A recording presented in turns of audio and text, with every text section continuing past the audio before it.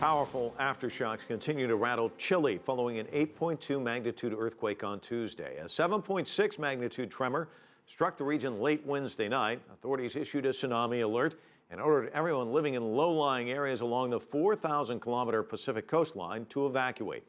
CCTV's Joel Richards joins us live from Santiago with more. And Joel, aftershocks continue, and I'm sure people very jittery. There's really no way to tell when it's going to end, is there? That's absolutely right, Mike, and that really is the big question. How long will this continue?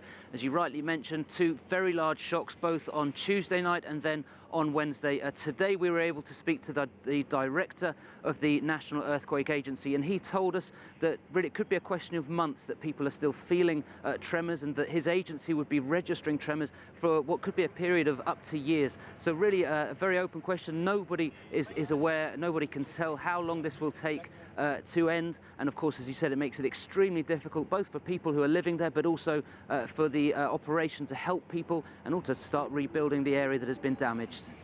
And Joel, anyone who's actually lived through an earthquake knows that you don't know what's coming, so there's the shock, but you do kind of know that aftershocks are coming afterwards. You just don't know when, and it really jangles the nerves. How are Chileans reacting? What's the mood there like right now? Well, of course, there's enormous concern, tremendous solidarity being shown across the country. Don't forget that this earthquake is affecting the very north of the country, so a fairly small population, but nonetheless an important area when it comes to the mining industry. But of course here, Mike, the issue really is that it's still very fresh in the memory.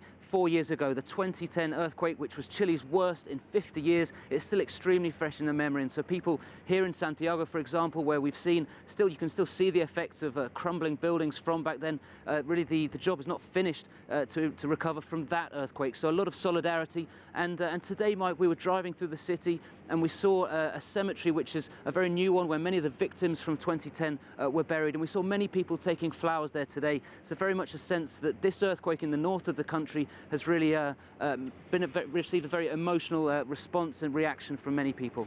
And how was the government seen in 2010 in terms of their response, and how much is that affecting their response this time around?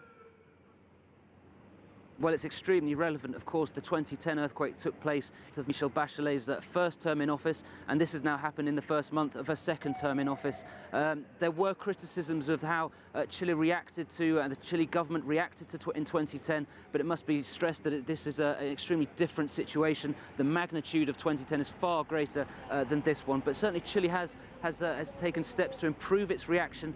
And certainly, by all accounts, Michelle Bachelet has responded well, allowing the military to take over operations. And the warning, which crucially, the warning for the tsunami was given very early. So that's helped. That only so far 6 deaths have happened here with this earthquake. Back to you in the studio, Mike. All right, Joel Richards live for us in Santiago. Thanks so much.